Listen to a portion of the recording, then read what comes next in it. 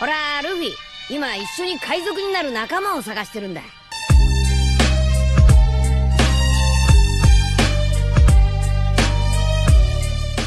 Hello guys, welcome to my channel The Wandering Zoro, your go-to destination for anime-related content. And if you're new here, don't forget to hit that subscribe button and turn on notifications so you never miss out on our latest videos. In today's video, we're going to be diving into final part of the series, What If Izuku Became the Batman of the Hero Society? So be sure to stick around until the end, and let's get started. With his eyes glued to the screen the old man sat in silence as he observed the raid providing support to his master. Batman, there are 5 goons entering an elevator to the far east side of the facility. They appear to be heading towards the helipad.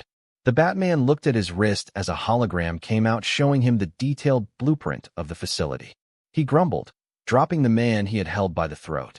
He then went to the shaft and quickly made his way to the exhaust outlet at the roof, breaking through it and fired a grapple hook, pulling himself up into the air and glided towards the helipad. As he saw the 5 goons making their way towards the helicopter, he pulled out a batarang and threw it at the helicopter, blowing it up as fire erupted from the vehicle. The goons all stopped in their tracks as they watched their last hope burn down. As one of the men pointed towards the fire, everyone else also looked through it as the fire made way for Batman, who glided through it and landed between the goons and the helicopter. Batman just looked at the thumb drive held by the youngest of the goons. He extended his palm out while staring the goon blankly in the eyes. The goon gulped slowly, walking towards Batman. Have you lost your mind? Boss will have you killed for treason. Shut up. Who do you think will reach us first, Batman or Boss? The other 4 gritted their teeth. You will regret choosing his side. The young man ignored their threats and stood in front of Batman, handing him the drive which Batman placed in his utility belt. Is that a new suit? Batman looked at him before he nodded and grabbed the young man as he tied his hands to his feet and made him sit on the floor with his back to the burnt helicopter. One goon tried to use this opportunity and rushed at Batman, who quickly elbowed him in the stomach before he could hit Batman with his knife. Batman then took the knife from the goon's hand and cut the tendons at the back of his elbows and knees, effectively leaving the man unable to move as he jammed the knife into his shoulder and used his knife to break his shoulder completely. He then repeatedly punched him using a left and right hook combo, breaking his teeth and changing his face beyond recognition before he let the man fall to his knees and onto his face. The rest of the 3 mobilized to attack Batman all at once. One goon stomped his foot on the ground, bringing out a small rock from the ground, which formed into a drill, and he shot it at Batman, who sidestepped, grabbing his cape and lifting it up as another one sent fire at the Batman. Batman then pulled his cape down, throwing a batarang that stabbed the fire-inducing goon in the hand, and then released a gel that hardened and trapped him. Batman ran towards the remaining 2 goons as he kicked the trapped goon, using his face as a stepping stone to jump up in the air, knocking the goon out cold. The goon placed both his hands on the ground and brought a giant spike that collided with Batman's stomach, but to his horror the spike did not pierce through the armor, and Batman grabbed it and broke it off and jumped down, slamming the spike in the goon's knee, and then breaking part of it off to hit the goon in the face with it, and did not stop until his face turned into a leaking vital fluid bag before he slammed his face from both sides with stone. Suddenly something grabbed both of his arms and flung him into the helicopter, knocking it off the rooftop as 2 giant black hands held Batman over the edge. My shadow can do anything I want it to, and it's the end for you, Batman.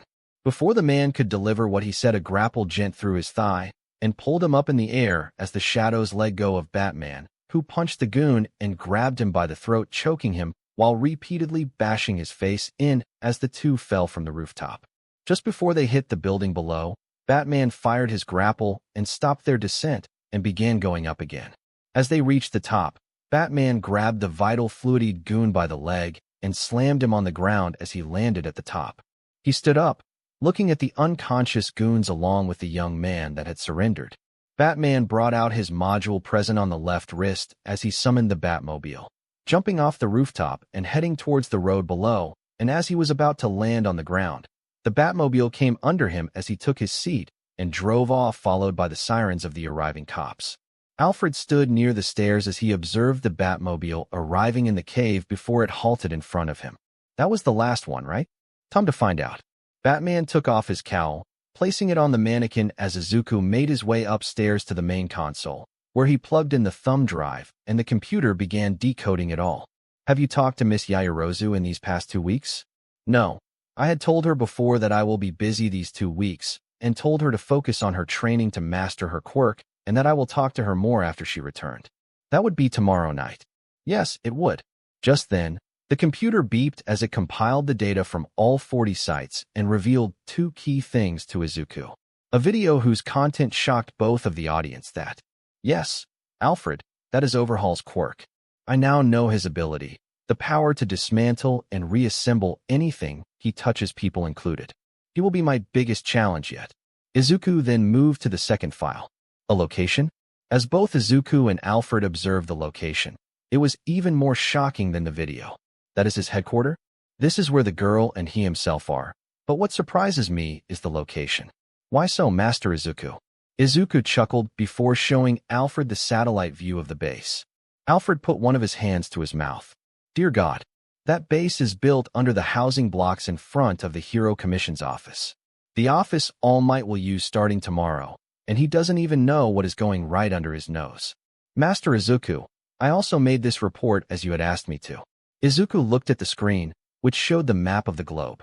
Soon blue lines appeared on the screen. At their endpoints were reports and images of what happened at that point. Her flight path, picked by 2 of my secret satellites.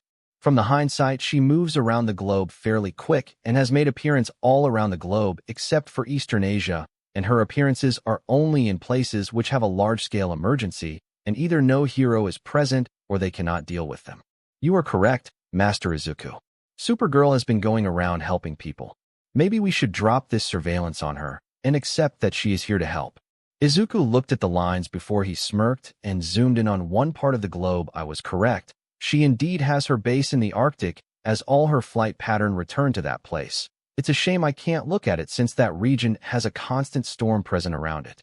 You are correct, Alfred. There is no point in keeping such a close surveillance on her. Just keep giving me reports of her activities. Why not leave her alone? She is an alien, someone from a faraway planet, and we have no way of confirming the story, she told the American interviewer Lois Lane. For all we know, she could here to assess the planet and conquer it, but one thing is clear, she can be dangerous, and we should keep close watch on her. Then why are you letting go of the surveillance and just following her daily appearances? Izuku turned the screen off as he looked at Alfred. Even though she is a potential threat to the planet, I have no desire to chase after her outside of Japan as long as she is away from my home. I have no quarrel with her, but the day she steps inside this country, or if my theory turns out to be true about her being here to conquer this planet, I will not rest until I have a way to put her down. So what you mean to say is until she steps in this country, or if she turns out to be a liar, only then you will take actions against her. Yes. Very well. I have prepared the bed for you, Master Izuku. Perhaps taking a nap will help you better prepare for tomorrow night, because you will have to face Overhaul. Izuku nodded, taking off the batsuit with bruises on his stomach and arms, leaving the cave along with Alfred. Currently, Momo was fighting All Might and Aizawa in the Fortress of Solitude, using only the one for all quirk. Nizu and the parents watched the fight. Her control over the quirk and her own body is impressive. She acts and functions as if she is someone else entirely. You are correct, Mr. Nizu. Momo, as we shall call her when she has black hair, has worked hard to separate a distinct behavior, personality, and fighting style for both her egos. When she is in her blonde form, she becomes Mal-El, who is an alien and acts with pride over her history and origins, but still shows some of her Earth-related nature, as if she is a commoner here, inspired by her friend Jiro Kyoka. She takes hits head-on and resembles unshakable confidence. He took a break, shifting his gaze at his daughter, who had the upper hand against the pros in her black-haired form. She becomes Momo, a person raised by one of the wealthiest families in the world, an elegant woman who reflects power and status, and her fighting style shows more agility and movement and focuses on counters and opening instead of head-on clashes. This is certainly good. This ensures that she does not get found out by anyone. Although I have one question. All right, stop. Hearing Nizu's voice, all 3 fighters stopped as Momo had one hand, holding Aizawa's scarf ready to pull him towards her while she had All Might pinned down. Listening to Nizu, Everyone got up dusting themselves. As they gathered around Nizu, he looked back at Jor-El. Tell me, do the Yaoyorozu know of Momo's origin? This was something that had slipped the mind of nearly everyone present as Momo turned to face her father, who shook his head. The spaceship found Mr. and Mrs. Yaoyorozu and decided that they were the perfect family, and it changed their memory, and by extension the memory of their friends, and anyone that had seen them or talked to them for the last 9 months, as he dropped Momo into their bed and hid itself in the rock nearby, knowing Momo will find it when her powers awaken. For them and everyone around, they remembered Mrs. Yaoyorozu being pregnant and even giving birth. Momo looked down as she fell on the floor, holding back tears. So, do I tell them the truth and break their hearts? It is your choice. Eventually, at some point, the world will find out. But I suggest that till the world accepts you and chooses you as one of its own, keep the secret to just the people present here. She nodded before getting up as Kal-El hugged her daughter, comforting her. She then looked at All Might, who reverted to his skinny form and took hold of Momo, escorting her to the plane, followed by Nizu and Aizawa. As the parents watched their daughter depart, they locked down the fortress and went back in the computer. Momo woke up from her sleep as she looked out the window, remembering what had happened before she slept. Looking around, seeing Nizu and Aizawa asleep, and All Might sitting beside her reading the newspaper. What are you reading? Just the paper. I got something you'd like. He then showed her the headline, which was divided into 2 sections. Momo held the newspaper, reading it out. The Women of Steel / the World's Greatest Detective. As she read more of the column, she realized it was talking about how she had defeated the 5th highest-ranking villain in America, Iron Fist, and then the second half covered how Batman in 1 month had taken out 40 top-secret sites in Japan, busting nearly 1/5 of the world's drag operation, earning both of them the nicknames mentioned in the headline. I guess both of us are getting famous. Indeed, you have never once visited Japan as Supergirl, but that would change soon. You want me to stay away from him? All Might nodded. It's best that 2 vigilantes stay away from one another, and you 2 don't get involved.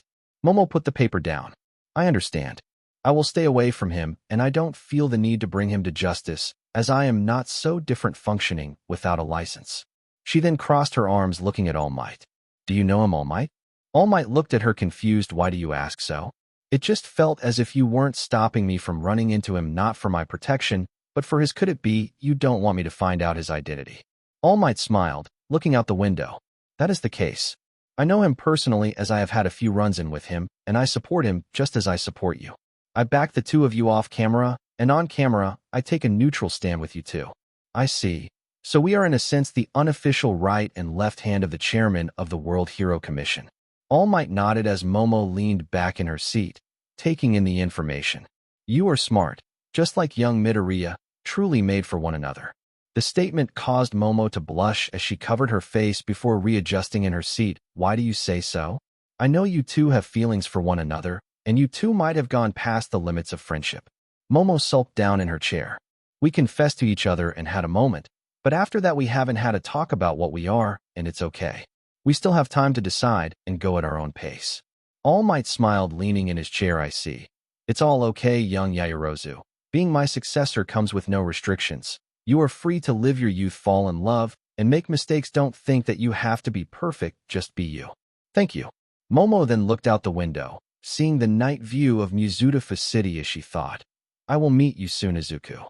On the other side of the city, in an underground building, a man walking through the hallway was suddenly pulled up into the duct.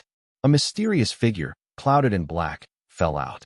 A blond man stood in an office, his hands behind his back as he looked out the window at the city in front of him, or whatever was left of it.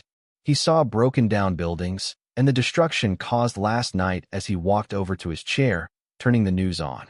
As you can see, I am currently present in what remains of the secret base and the residential area, directly in front of the Hero Commission's Japanese headquarters. Last night, the masked vigilante, our very own caped crusader, the Dark Knight, the world's greatest detective, amongst many other names, but his true identity, that of Batman, struck this secret facility, took down the 3rd highest-ranking villain in the World Hero Commission's list, Overhaul, although he needed help from someone else near the end, but he handled nearly 80 to 90% of the mission all on his own with no help. We have also received some news about the infamous Batman that we will talk about with the World Hero Commission's chairman, All Might himself, as he appears for an interview for the first time as the chairman. All Might turned off the news as he sat with his eyes closed. These two are going to turn the world upside down. The blueprint provided to him from the files proved to be beneficial, allowing Batman to navigate through the hallways using vents to his advantages, handling enemies, and making his way through the facility, deploying the same tactics as before, setting up traps, and either rendering the enemy unable to move and make sound using his gadgets such as hardening gel, tasers, and sometimes the good old beatdown. And soon he was where he wanted to be, in front of a room with a giant metal door. He sprayed a corrosive spray at the hinges as the door rusted and fell in front of him, creating an opening into the empty and dark room as he walked in, illuminated by the lights behind him. As he heard a soft sob from the corner of the room, he pulled out a torch, shining the light into the corner. A small girl with white hair longer than her own height crawled into a ball as she looked at the light, only seeing white eyes and a scary figure approaching her as she cried, "I am here to save you. Stay away." Batman stopped, looked in the mirror present in the room at his own reflection, realizing what he was doing. He took off the cowl and placed the torch beside him, and in his more gentle, natural voice, asked the girl a question to calm her down. "What is your name?" The girl slowly looked up at the figure, who had removed his mask, showing his green hair and kind face, accompanied by a gentle voice. He reached for his belt, which unsettled the girl as she looked away, but upon not hearing anything else, she looked back, seeing the man holding out a candy, a red apple-shaped candy. "For me?" Izuku nodded as the girl took the candy and began eating it, as Izuku slowly grabbed the girl and lifted her up in his arms. "What's your name?" "Eri." "That's a lovely name. Eri, do you want to leave this place?" Eri nodded as Izuku gave her a smile. "Now, I will put on the mask again. Don't get afraid, and don't tell anyone that you saw my face or what I look like behind it." Eri nodded again as she then looked at the door as Izuku began walking out with the mask and Eri in his hands. "Wait." Izuku looked at her as she took deep breaths in fear. "If you try to save me, he will hurt you." Izuku chuckled as he smiled at the girl. "He won't, he will kill you." Izuku stopped putting his cowl on as he looked at the girl. As Batman, he can't. As the two left the room, many men came on either side of the corridor as Batman looked left and right before putting Eri down in the room. "Stay here for a second." As Eri stood at the doorway eating her candy, she saw Batman throw something to the left as he rushed to the right. Soon a loud bang and smoke came from the left side, and screams came from the right. Soon silence filled the room as she took slow steps out before Batman emerged in front of her. He bent down to her level, picking her up. "Ready to go?"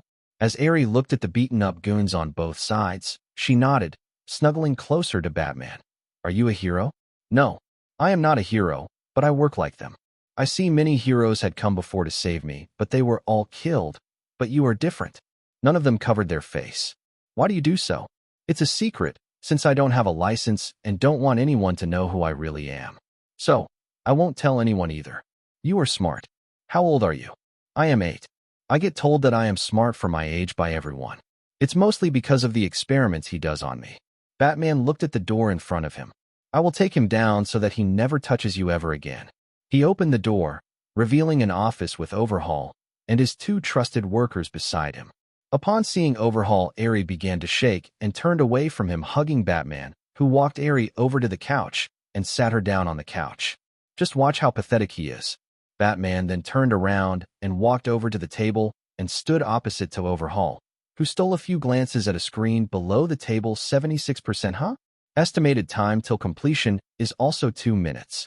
Overhaul looked at Batman as he offered him a seat, but Batman stood in his spot, his white eyes burning holes in Overhaul. "So you are the infamous Batman. I will be honest, you do scare people." Batman simply stared him in the eye as Overhaul looked back at the timer again before he stood up. "You can take the girl and even shut down my whole operation. The only thing you have to do is leave right now." The leaner man who stood to Overhaul's right noticed the timer. "We don't even know what his quirk is, and the boss is not ready to face Batman without his quirk. Our best bet is to either wait out the timer or to make him leave for now so we can hunt him later. Tell me one thing. What did you do to her parents?" Overhaul looked Batman in his white pale eyes, such intense bloodlust. "He already knows what I have done, so there is no point in lying." I killed them both. Before he could even notice, Batman was on the table with a hand already on his throat and another one coming to hit him in the face. He's fast, too fast. It's inhuman. Before Batman could land the hit, he got hit in the stomach with a hammer made of light as he got sent flying into the door. He pulled Overhaul with him as he slammed him into the door frame, cushioning his fall. Jumping away from Overhaul, he spun around, punching arrows made of light and breaking them, and landed on the thin man, elbowing his forehead as he threw a batarang at the giant person, hitting him in the nose and throwing him off balance as Batman grabbed him by the armpits, swinging him around and smashing him into the table as Batman looked to the side, seeing Overhaul crawling behind the table. Batman punched the giant man in the throat before he walked behind the crawling Overhaul, grabbing his foot as he pulled him towards himself, grabbing his collar and lifting him up. Overhaul moved his hands, trying to grab Batman, but Batman dropped him and grabbed his left arm, twisting and breaking it from the elbow and jumping back. I need to be cautious of his quirk. He should be able to heal this damage by using his quirk on himself. Batman stood steadily, tying up the brute as Overhaul pulled something out of his pocket. It's a gas bomb that will release quirk-erasing gas. He then tossed it towards Eri. Batman threw a batarang that brought the gas bomb back towards Overhaul, and as it blew up, covering both Overhaul and Batman. We are both quirkless now. Let's see how good of a fighter you are. Overhaul attempted to punch Batman, who caught it and pushed his hand down, punching him with the same speed and precision as before. He then threw Overhaul into the TV mounted on the wall beside Eri. Eri stood up, running behind Batman. Why are you the same? I thought I will win if you also lose your quirk. Batman bent down to face Overhaul, looking at him. You lost your quirk even before I arrived here. How? I will tell you my secret, if you tell me how you are still the same. Deal. Overhaul then adjusted himself. For months ago, I did a deal with a villain. I did not know about him and thought he was a rookie, but he turned out to be my worst imagination. You know I rank as the third deadliest villain in the world, but that list is all lies. There are countless villains who are more dangerous than me, so dangerous in fact that they are hidden from public knowledge. Exactly, and I had the pleasure of meeting the strongest, and perhaps the worst, villain to exist. His name was All for One, same. For his quirk. This revelation caught Batman off guard. All for One and One for All. They have some connection, I am sure of it. I will ask All Might about it. The quirk allows him to steal and keep or transfer the quirk to someone else. Now I am 100% sure of it. Two quirks with the ability to be passed from one person to another. This is no coincidence. Batman put a hand to his chin before looking back at Overhaul. He took your quirk. Indeed, to him this was a rare find, something he was searching for. Now you tell me your secret. Batman stood up. Our condition was almost alike. I was quirkless before the gas hit me. The only difference was that your quirk got stolen. Meanwhile, I was born quirkless. Overhaul's face went pale, as if he had seen a ghost. Batman then took hold of Eri and began walking towards the door. You mean to say that a quirkless person took down my entire operation? Batman stopped in his tracks and looked back. Did I hurt your sentiments? No, you did no such thing. Overhaul stood up, leaning on the wall. You know why I was experimenting on Eri? Batman stopped in his tracks as he looked at Overhaul. I thought humans were too strong if they had quirks and wanted to rid the world of it. Then came along Eri. The answer to my problems, I did not kill her parents, Batman. She did.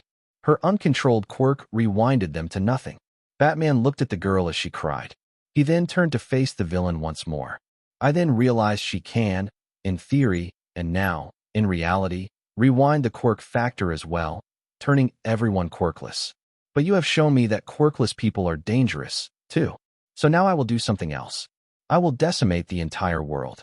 He then stabbed himself in the thigh with an injection, and you know why I was so patient with you all these weeks while you ravaged my bases. It was because I was bidding time to bring back my quirk. He placed his hand on his left arm, fixing it by dismantling it. Now, I will kill you. Before he could even touch the floor, a batarang hit him in the thigh and exploded, blowing off his leg as he fell down and grabbed the floor, sending spikes at nothing. Batman had ran out the door with Eri. Finding the fastest route out of the facility coming towards the main elevator, Batman stood inside with Eri.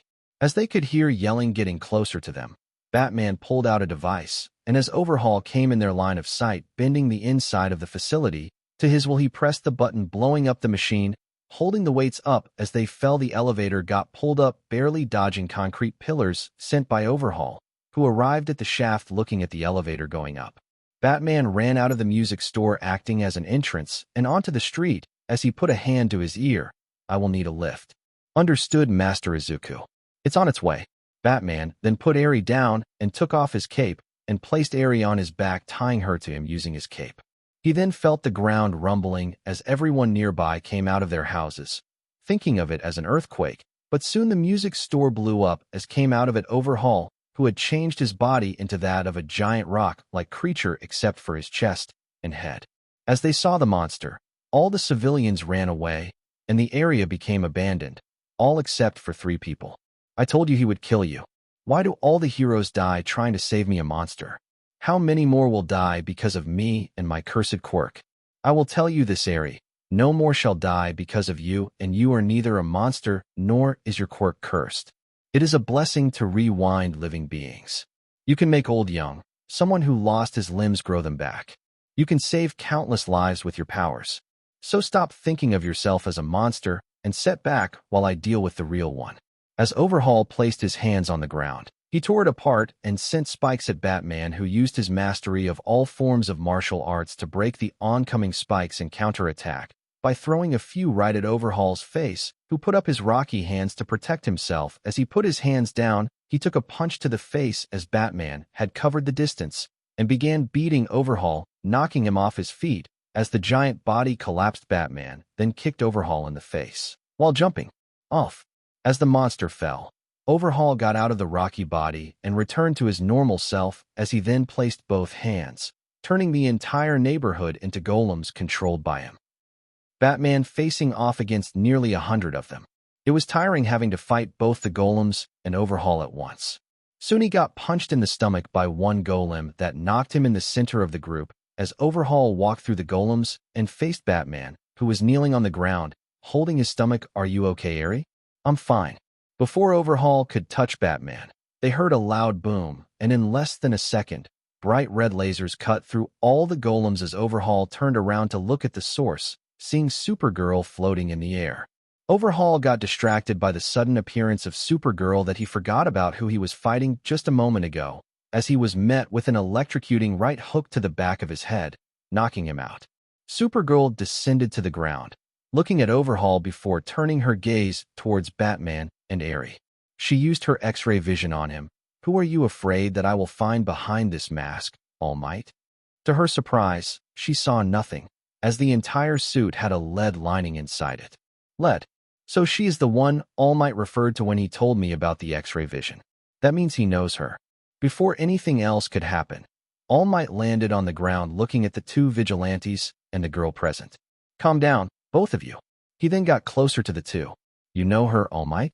Yes, she and I have a similar relation as I have with you. Now you both know that I know both of you, and yes, I know both of your secret identity, but I have not revealed that to the other. Supergirl looked at Batman, who stood just a few inches taller than her, as she tried to shake his hand. Batman simply growled as he bent down, putting Eri down and handing her to All Might. Eri, this man will keep you safe. I have to go now. She silently nodded as the sound of police cars filled the area, and a helicopter shined down light at the 4 of them. And you, as he pointed at Supergirl, never try to peek under my cowl ever again. She then looked at All Might. I had told him about your X-ray vision. Forgive me. I knew you would attempt to look at him under the hood. I wish to work with the both of you, as both of you are like my very own children. So just find it in yourself to let each other be and not invade each other's privacy. Both of them nodded as Batman backed up before Eri looked at him with almost teary eyes. Will I ever see you again? I don't know. Just take care of yourself. If fate wills it, I will come find you. He then fired his grappler in the air as a plane flew by, taking him with it. He sure has some awesome gadgets and toys. I will take my leave as well, All Might. Just call out for me when you need. I will be there. With that, Supergirl also flew away. All Might kneeled, putting quirk-canceling cuffs on Overhaul as the pro-heroes and police arrive at the scene. Batman arrived in the cave as he got out of the Batwing and took off his suit, laying down in the infirmary as Alfred came out with a medkit. You checked her flight patterns? Yes, Master Izuku. I believe you should watch it yourself right now. Let me just put some bandages and healing gel on your torso. Once Alfred was done, he and Izuku moved to the computer, pulling up Supergirl's flight pattern as both were shocked. This time, she was already in Japan. It would seem she came here even before the emergency occurred. Master Izuku, don't you think we should trust her, since she is working with All Might and he knows her personally, even her real identity? The one she has been growing up with while on Earth. Izuku looked at the screen. Still, I would like to keep watch on her. I told you before, it's best to have plans to neutralize everyone in case they ever go rogue. I will trust her as per All Might's request, but I'd still like if I had a way to deal with her. Start creating a contingency file on her. As you wish, Master Izuku. I suggest we look into it tomorrow. Right now it's better to rest, as we have to meet Miss Momo in the morning. Izuku nodded slowly as the two left the cave. All Might was in his skinny form watching TV as a makeup artist was doing his makeup for the interview, The World's Finest. He then moved on to the paragraph below. People of the globe on the internet and in a few moments have referred to the duo of Batman and Supergirl as the world's finest. We have been waiting for an official statement about the incident that took place right outside the Hero Commission's now headquarters, and soon All Might will do an exclusive interview of the first time as the chairman, revealing some interesting details to us. All Might turned off the TV as he looked at the reporter sitting adjacent on the single sofa. Shall we begin? I was just waiting for you to say that, All Might. She then nodded to the camera crew. Going live in 3.2, 1, and we're live. Welcome everyone to this exclusive interview with the new chairman of World Hero Commission, All Might. I'd first like to thank you for the promotion. Thank you. Shall I ask what everyone has in their mind? All Might nodded as the reporter leaned forward, putting her hands on her knee.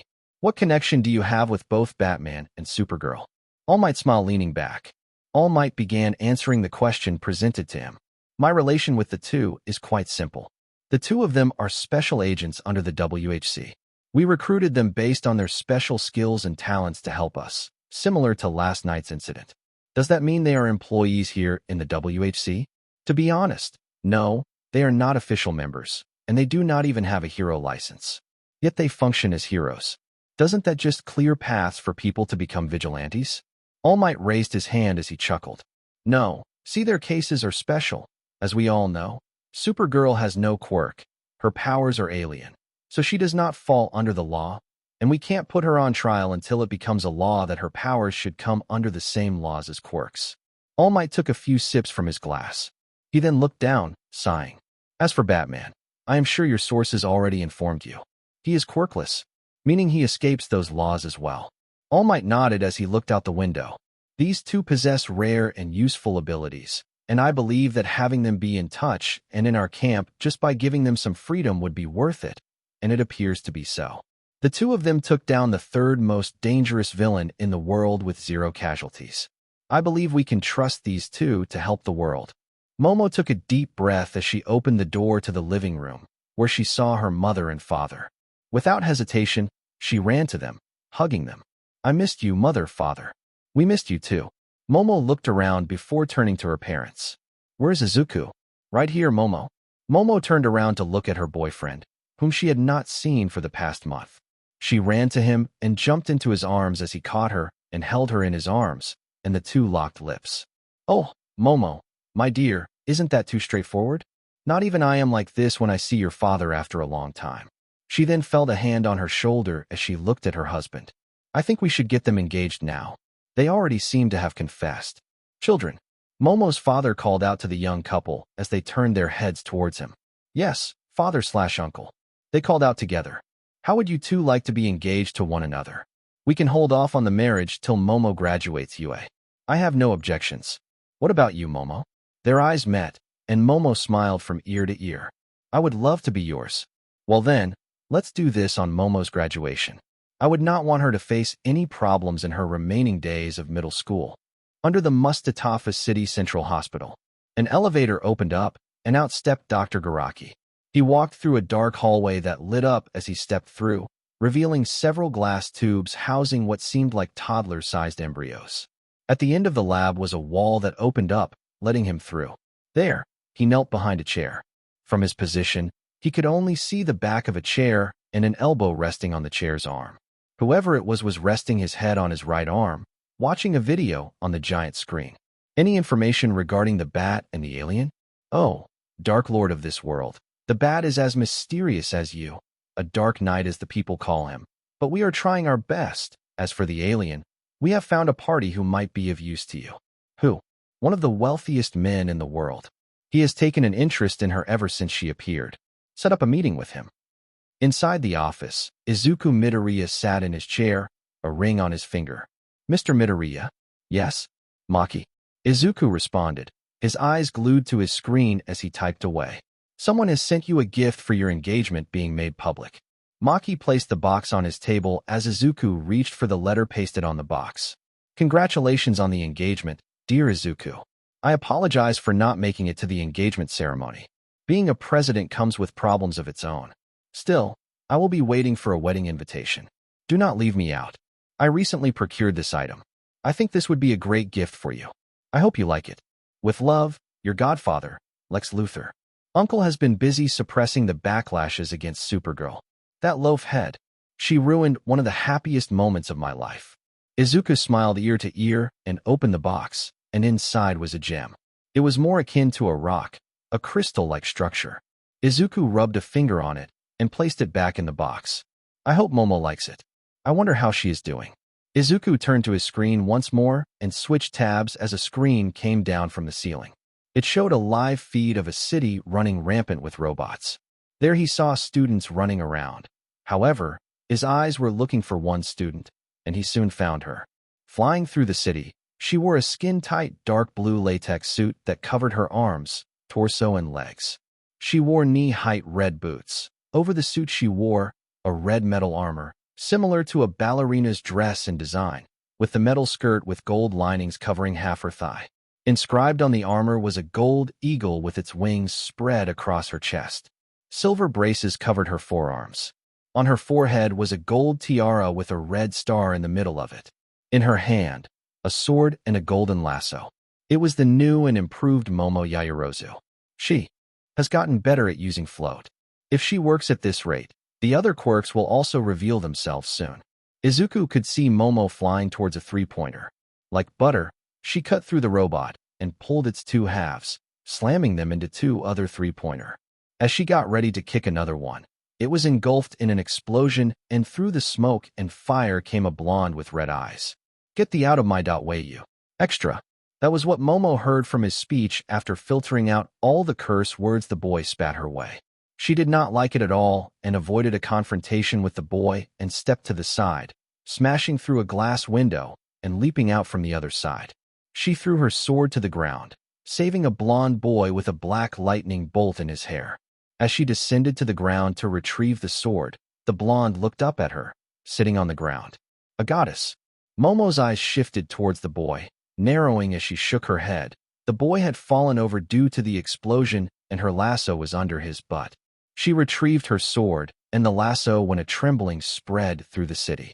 Her eyes darted towards the far end of the city, where the zero-pointer rose from the ground, tearing apart the road and buildings. That was the moment she heard a whimper. Turning fully towards the giant robot, she saw a brown-haired girl trapped under some rubble, biting on her lips as her foot was broken. Without a shred of hesitation, Momo moved towards the girl, flying close to the ground. As she got closer, she came to a skidding stop in the air. With her left hand, she threw the rubble off and secured the girl's foot with her lasso. Are you all right? I feel better, but how? This lasso has healing properties. Momo then quickly carried the girl and took her to a safe spot, where she left her. Returning her gaze to the robot, she flew towards it, placing the sword in a sheath on her back. She cocked her fist and threw a punch at the robot's head. The impact caved in the titanium-reinforced body and threw the robot back by a couple of blocks. As the wind settled, all the gathering students saw Momo floating in the air, looking back at them, like a god amongst mortals. This would be the day she would also earn herself a nickname that would stick with her for years to come. And it would originate here in the UA observation deck. She is such a wonderful woman. Midnight spoke as she looked at Momo on the screen. Say that again. All Might called out for Midnight, who looked a bit confused and shook her eyes as she said, She is such a wonderful woman. A smile appeared on All Might's face. You are in charge of helping the students decide their hero names. Yes? I am. Do you have any suggestions for your student? I want you to bring this name up in that conversation. What is the name? Wonder Woman. Inside the halls of UA, Momo walked towards the door with the sign above it that read Class 1A. Wearing her gray and red uniform, the heiress adjusted her glasses as the door opened, and she came across a multitude of people, 20 to be exact. She recognized some of them from the entrance exam, those being the loud ash blonde, who was again yelling at the engine-calved boy with specs. She recognized the yellow-haired boy, the brown-haired girl, and the last one she recognized brought a smile to her face. Kyoka, Momo. The girl greeted one another as the rest of the class began swarming her, except for Todoroki, Jairu, and Bakugo. It's you. I wanted to thank you for saving my life. Mine too. Kaminari and Wararaka were the first to address her, followed by Ida. So it is you, the true hero. The one who secured first place. I must admit, even after coming from a family of heroes, I must learn a lot from you. Thank you all for the compliments. But we should get seated. Our teacher is running out of patience. Teacher? Some of them were in confusion, and right on cue, a yellow caterpillar turned around from the corner of the room, scaring some of the students as they saw a tired face with long black hair falling over it. Good, finally someone noticed I was here. Leave your bags, grab your PT uniform, change into it, and meet me in Ground Alpha in 5 minutes, or you will be sent to hell. With that warning issued to the students, the caterpillar crawled out of class. That was the creepiest thing I have ever experienced, and I have been to places, Mina said, peeking out of the class door. Momo and Jairu walked past her as the pink girl looked at them. Where are you two going? To the ground. We are not getting punished. I suggest you pick up pace. Jairu answered the pink girl as she looked back inside and saw almost all the students following after the two girls, even the loud and rebellious Bakugo. Pathetic, it took you 5 minutes and 1 second. Truly and utterly pathetic. Aizawa shook his head, now standing in his hero costume in front of the students. Is this what I woke up for? This level of mediocrity? This will not happen again, sensei. I will make sure of it. Ito was the one who spoke up, followed by the rest, except for Momo. Nothing from you? His eyes fixated on her. Nothing, sensei. I came on time. I can only be responsible for myself, and it is not my place to apologize for them. I cannot have that luxury of constantly keeping others in line, not while I am trying to stay in myself. Good. At least you know that you are here to learn and not the other way around. Here. He tossed her a ball and gestured to the circle behind him. Show the kids how it is done. Stand in the circle and throw the ball at full strength. Momo followed his instructions and stood in the circle, cocking her arm back. She remembered what All Might told her. Use a smaller amount of power in your early days. Tempt all for one into a false sense of security. He will find out that someone is my successor, and if he thinks that the successor is still not yet strong enough to face him, he will reveal himself, and that is when we strike. Spreading OFA around her body at 5%, she threw the ball at an angle of 45 degrees, the perfect trajectory to get the longest distance. Aizawa's sensor peeped for a moment as he turned the counter towards the class and Momo. Someone among them made the mistake of uttering the words. This is fun. Oh, so you think this is one? Then whoever comes last will be expelled. Then what followed was like hell for most of these students. Except for Momo Yaoyorozu, of course, she topped in all the exams except for the speed test, where Ito was able to beat her by a time gap of 0.0001 second. When the results were announced, Toru Hagakure came dead last. A fountain of water erupted from the middle of the air as Aizawa sighed. Stop crying and go change your clothes. Then grab the syllabus from the library and your timetable before returning to your class. You are dismissed. From the ground, Toru looked up at him with teary eyes. But you said I would be expelled. I lied. Now go to the class. From a screen, All Might watched the students walk away, his eyes fixed on Momo as he recalled the events a few weeks after the overhaul incident. All Might was in the Bat Cave with Izuku in his suit, who had just returned from his patrol. You wanted to see me? I did, All Might. Take a seat. All Might sat as he looked at Izuku stitching a cut on his thigh. So what is it? You remember the night we apprehended Overhaul? I do. He mentioned a funny little thing to me, something I knew for some time. The world's most wanted list is a cover-up for something even darker, more powerful and evil villains. He told me that he met with the darkest of them. Pausing, he looked up at All Might, the tired green eyes studying All Might. Does the name All for One sound familiar? All Might gulped in a visible sound. So my hunch was correct. He is perhaps the one who gave you that injury. He is also the reason that your quirk has been passed through the years. He is the elder brother of the first user of Wefe.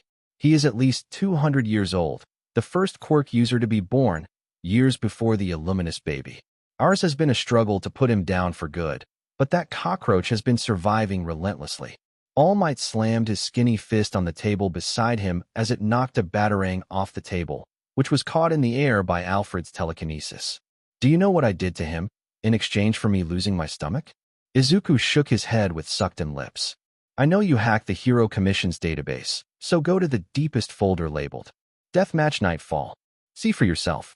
Alfred handed All Might a cup of tea as the footage began playing on the screen. It was the footage of All Might versus All for One. The two, other than the one who was present in the fight, washed it whole as they saw the symbols of peace and fear clash, tearing each other apart. Literally, in this case, as All Might lost his stomach and All for One's head was crushed between All Might's fists. Alfred closed the screen as he could not bear to see the bits of brain and abdominal organs mixing around in a puddle of muddy vital fluid. Oh, he survived that. I can understand why you would call him a cockroach. All Might nodded in silence. So, when will you tell Momo about him? Soon. He will not do anything for some time. I know him. He does not make an appearance until he is certain of winning. He is paranoid, much like you. Izuku looked at him from the corner of his eyes before changing out of his batsuit. I take that was his first ever loss. He would receive a hum from All Might as confirmation. Then we can count on his paranoia to be dialed to 110. No matter that he will get over it at some point. We will be ready. Just tell Momo about it at a good time, preferably before UA. I suspect that would be the time he starts to make his moves. That very moment, a streak of white hair ran by, as Izuku looked behind a chair. All Might felt a pat behind him as he turned around to look at Eri. Oh, hello there, young Eri, how are you? I am well, Uncle Toshi. Are you and Papa making plans to stop villains? We are. Are you enjoying living here? Eri nodded furiously as she pointed around her. It is super big, and the house is so big. My grandpa Alfred and I have so much fun here. We even help Papa through the computer when he fights villains. That is wonderful. You know, Izuku. I was taken quite aback when Izuku Midoriya showed up at the disaster zone and offered to help redevelop the area and adopt the young girl. Well, I have a duty to society, and I was not going to let this young girl go to foster care. Besides, the reckless and playboy behavior of Izuku Midoriya draws attention in the wrong way. No one will suspect that the idiot, Izuku Midoriya, the trust fund baby, is Batman. True. Mr. Alfred, could you take Eri upstairs? I wanted to talk about something with Izuku. Eri pouted as Alfred took her with him. I have an assignment for you. Does it involve that airhead? It does. I am not interested. Just give me any other task and I will handle it. But do not pair me up with that airhead. She just does not stop talking. The worst thing is I cannot even knock her out. She is invincible to everything that is from Earth. She is not that bad. Izuku frowned at his words, and All Might chuckled. Okay, maybe she is talkative, but that is because she wants to break the ice between you and her. Yeah, or that she wants to know my weakness, so she can get me out of her way easily. She will not do that. I trust her. More than me. I have no answer to that question. Let me ask you, who do you think I trust more? You or young Yoirozu? I don't know. Probably you trust us both equally. All Might smiled as he stood up, walking towards the elevator. I feel the same about you and Supergirl, so just take my word for it and trust her. You are too kind, All Might. I just hope this kindness does not cost us our planet. Just as All Might was gone, Izuku turned to the computer and began looking up the footage of his and Supergirl's last mission. I am sorry, All Might, but I know she is lying to me, and I will find out what that lie is and her weakness. Izuku Midoriya sat on the edge of his bed. He had just returned home from a patrol and had to be in the office in an hour for a board of directors meeting. He was in his nightgown worn over some trunks, his eyes heavy, as was his soul. Considering it would take him 45 minutes to get there, that left him with 10 minutes to spare, and so without any thought, he fell back on the bed and dozed off. Alfred came into the room right as he fell asleep and began laying out the clothes for Izuku to wear and set a thermos of soup on the table. Once he was done, He made a swift retreat from the room as the clock ticked away and 10 minutes passed. Izuku's eyes shot open, and he sat up. Good sleep, he commented to himself as he got dressed, his gaze often moving away from his reflection in the mirror in front of him and to the mansion across the small forest.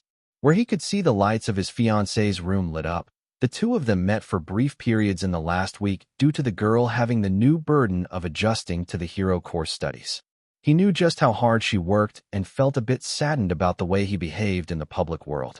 Momo and father had questioned him on this behavior, and he had told them that it was an act. He was just playing to get the media fawn over him, as it would boost their TRP and keep him and the company the center of attention. The two of them knew Izuku was sincere, and his words held some truth to it. The situation played out just as Izuku had described. Many young and wealthy were taking a keen liking to Izuku's billionaire playboy persona. As he recalled the last night's conversation with All Might, the pro had told him that today there would be a trip to the USJ. The state-of-the-art rescue training facility. There wasn't a single scenario that could not be replicated in there. A good choice for their first rescue class, considering how poorly their first battle exercise went. Izuku remembered watching the event from his office. One of the many perks of owning half the school was that he had monitoring access to the entire facility. He wouldn't normally watch any of it, but his lover was there, and he enjoyed watching her be a hero. She was teamed up with a girl, Achiko Uraraka, who came from a struggling family that owned a construction business, which was bleeding red. Not because they were incapable, but because someone had dealt them a bad hand and gone back on their word. Which was why today, Izuku was going to bring up the prospect of doing some charitable work, helping out businesses that had been dealt in bad faith. The two girls had gone up against a boy named Bakugo Katsuki and Shoto Todoroki. If it had been the previous Momo, he would have been worried about her. But she was now Wonder Woman, a hero who outmatched All Might. She was unstoppable, taking the two teens head-on and coming out on top. Due to her greater skills, even when using a minuscule amount of wefe. However, Izuku was still bothered by where Momo found that sword and lasso from. The material was otherworldly, which made Izuku suspicious. Furthermore, All Might, being the one who gave it to Momo, did not help the situation at all. Still, Izuku was fine as long as it helped Momo. He was willing to let the alien's intervention. Once he was done getting dressed, he left the room. Class 1A found themselves on a bus, heading towards the USJ. Their homeroom teacher Aizawa sat in the front nestling in a sleeping bag. Man, Yaoyorozu, you really have a super strong quirk. Kaminari spoke, leaning over the railing in the bus. Everyone joined in agreement except for the teacher, Shoto, Bakugo, and Jairu. I can't help notice how similar it is to All Might's, Karo. Sue said, causing many others to throw in their own takes as well. Some of them pointed out that she could fly, which All Might can't, as well as using some different abilities that he does not have. It was actually Jairu who pointed out the differences as she stared at Momo. The two of them had hardly spent time together after the girl had gotten discharged from the hospital. She hadn't even come to the graduation and exams. She was suspicious, very much so, because quirks just don't decide one day that they want to switch completely. But she wasn't going to bring it up, at least not yet, but Momo did owe her an explanation. I will tell you everything tonight. Momo whispered so lightly, just enough for Jairu to hear. Suddenly the brakes were applied, and Mineta flung through the air towards Momo, at her chest to be precise. But before he could collide with her, Momo stopped him and placed him down beside her. That was intentional, yes. Mineta looked down at his laps and closed his eyes. It was not planned, but when I was flung forward, I did not try to stop myself. I'm sorry. You should try to be a better person, Mineta. I know you must have been rejected a lot growing up, and maybe that is why you have such a devious personality, but please grow up. With that, she stood up and walked off the bus with Aizawa. And I am feeling lazy, so I will skip the generic stuff, the students calling out the villains giving their blah-blah speech. Momo looked at Aizawa, the two locking eyes. Yaoyorozu with me. Ida, get out of here and bring back reinforcements. Aizawa ran forward, and Momo flew beside him. I will get knocked away by that monster that was meant to take down All Might. Then I will return as Supergirl. That would work for us. I will take the normal villains. You assist me and make the large bird engage, then get out with the first hit. We still have to sell the act that you are weak. With their task at hand, the two began fighting the others. Bakugo wanted to follow after them, but was stopped by Kirishima and Ida. I want to fight. Let go of me. You extra. They all watched as Aizawa and Momo fought the villains. They were familiar with each other's moves. Too familiar, Jiru thought as she watched her best friend fight. She used her black whips, just like how Aizawa used his scarf. It wasn't long until the big creature was told to attack, and it rushed straight for Aizawa-sensei. But Momo got in the way to intercept, but the beast suddenly stopped, taking a step back. Then, as Momo moved to fight it, it avoided her, as if it did not want to fight her. Jiru would have paid more attention to it if the mist villain had not abducted her and Kaminari in the swamps. They were surrounded by several villains, but Jiru had to look towards the center where Momo was still trying to fight the Nomo. But it was still avoiding her and trying to get to the Nomo. Perhaps the beast was programmed not to hurt the children. Jiru was glad and moved her attention back to the villains as Kaminari shoved her out of the way of her attack. Get a hold of yourself. The boy stood guard against all the villains, shielding the girl with his own body. I will give you all 5 seconds to leave, or else. The boy's demeanor changed completely. Jiru could not believe the timid, idiotic boy from before could be so courageous. She looked down and knew why he was being so courageous. It was because they stood in an ankle-deep swamp. Immediately she knew what was on his mind, so she got behind him and whispered to him. Do it. I will jump in the air using you as a support, and while I'm there, do what you need to before I come down. He just nodded and she jumped in the air using his back as a stool. While she was in the air, Kaminari started releasing electricity from his body, and it was at that time that Momo came crashing in the swamp. Jiru's heart sank. Momo was about to get the shock of her life. The moment she came back down, she darted forward towards Momo, and when she got there, she was the one who was shocked to see Momo completely fine. Was the charge too weak? Then the villains. She looked around to see that all the villains were knocked out, and Kaminari was in dummy mode with his thumbs up. So it came as another shock when Jiru looked at Momo getting up, looking around them. How? Momo had a guilty look on her face as she started floating in the air and closed her eyes. When she opened them, they were blue, and her attire as well as her hair changed completely. I will explain everything tonight, at my home, I promise. Jiru could not believe it. Momo was Supergirl. Before she could comment on it, she and Kaminari were taken back to 13, and she looked around to see all of her classmates there. All except for Momo herself and Ito, of course, who was on his way to get back up. Supergirl looked at the group and turned towards the center of the field and saw Aizawa being beaten up by the Nomo. She was about to fly towards her teacher, but an explosion came from behind her as she turned around to see a loud, bulky black car fly past her. The man inside did not even bother looking at her. The car flew straight into the Nomo, throwing it away into a wall. The man jumped out of the car and went to Aizawa, helping him up. Luckily, Aizawa was still able to move. Supergirl also flew beside them and asked Aizawa, "Are you all right?" "I am. Just a few broken bones. Take me to the stairs. I will be able to help you from there." Supergirl did as she was told and took him there, putting him down at the stairs before flying back to see the Nomo lift the Batmobile before throwing it at her. She smirked, lasering the car in half. "Hey!" The yell from Batman caused her to smirk even more. She then flew towards the Nomo and let the Nomo hit her in the chest, only for it to shriek in pain. She sighed and punched it, knocking it down, but it got back up. This went for some time. She would knock it back, it will get back up. So she just sliced off its limbs with her lasers, but it regenerated, which ticked Momo off. Meanwhile, Batman was boxing with Shigaraki, beating him up an inch to his life. Hiro Jiraiya wanted to step in, but Batman had thrown shockers to his collar and made him immobile. Shigaraki was confident at first. All he had to do was touch him once. But when he did touch him, he found his quirk not working, which made him look towards Eraserhead before he said a single word. F. Then he was pummeled into the ground and had the living hell beat out of him. The moment Shigaraki went limp, the Noma stopped fighting and just took everything, staying still. Supergirl knew it was over, and she had to get back to the others. So she turned to Batman. "I need to leave. I left a pretty important place to be here. They will get worried if I don't show up soon." "Yeah, get out of here. I wasn't fond of looking at your dumb face either. Take care, okay?" He grumbled as she flew away at incredible speed. Batman placed anti-quirk cuffs on all 3 of them before he turned to look at the stairs where Momo had joined up with the rest of the students. He almost smiled at the sight of her, unharmed. He had left for USJ the moment the camera feed went dark. He knew something was off, because one of his satellites gave him a weird energy signature from USJ. Now that she was secure, he turned to see the rest of the UA heroes arrive. They shielded the students and dealt with the remaining villains while Nizu along with Vlad and Samantaz approached Batman. "Ah, if it isn't the infamous Batman. Thank you for coming to our students' rescue. But may I ask, how did you know to come here?"